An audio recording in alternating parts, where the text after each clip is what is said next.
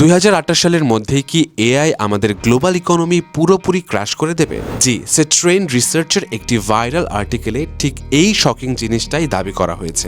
মাত্র 2 বছরের মধ্যে বিশ্ব অর্থনীতিতে এক ভয়াবহ বিপর্যয় নেমে আসতে পারে। এই থিওরির মেইন লজিক হলো শত শত বছর ধরে মানুষের ইকোনমিক্যাল ভ্যালু টিকে ছিল আমাদের চিন্তা করার ক্ষমতার উপর, যেমন কোনো প্ল্যান করা, ডিসিশন নেয়া কিংবা অ্যানালিটিক্যাল কাজ করা। কিন্তু বর্তমানের অ্যাডভান্স এআই এখন এইসব কাজ অনেক কম খরচে এবং নিখুঁতভাবে করে দিচ্ছে। ফলে কোম্পানিগুলো এখন হিউম্যান রিসোর্সের বদলে কম্পিউটারের উপর বেশি ইনভেস্ট করবে। এতে তাদের প্রফিট হয়তো দ্বিগুণ হবে এবং সেই টাকা দিয়ে তারা আরও বেশি টেকনোলজি কিনবে, যার ফলে এআই আরও বেশি পাওয়ারফুল হবে এবং সাধারণ মানুষ গণহারে চাকরি হারাবে। তবে ঘোস্ট ইকোনমি বা একটি ভৌতিক অর্থনীতির কনসেপ্টও দেওয়া হয়েছে, যেখানে পেপার ওয়ার্কে ইকোনমিকে অনেক স্ট্রং মনে হলেও সাধারণ মানুষের পকেটে কোনো টাকা থাকবে না। কারণ খুবই সিম্পল, এআই মানুষের মতো শপিং করে না, রেন্ট দেয় না কিংবা ডিনারে গিয়ে টাকাও নষ্ট করে না। এর ফলে শুরু হবে একটি ডেডলি ডেট স্পিরাল, যেখানে টেকনোলজির পেছনে খরচ বাড়বে ঠিকই, কিন্তু সাধারণ মানুষের ইনকাম সোর্স